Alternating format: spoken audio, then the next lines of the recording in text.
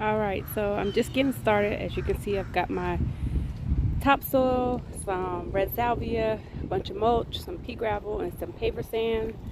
Um, Over there, I got a little bit more of mulch and rocks. And I bought these plants because I really like the way they look, and I think they'll fill in nicely. They are purple daydream dwarf lor loropetalum.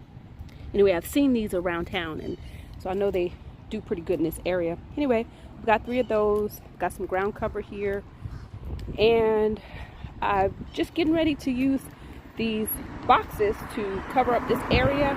See, I already started doing my edging, and then I'm going to plant the stuff and the rocks. So that's what's happening. So this is a picture showing when I first got the fence installed. And as you can see, I painted it white, and then I painted the center post, or stained the center post a deep chocolate brown. I added some cardboard, did the flower bed there.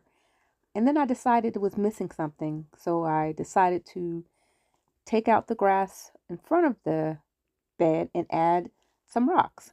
I continued around the side, as you can see, and there's still more to come.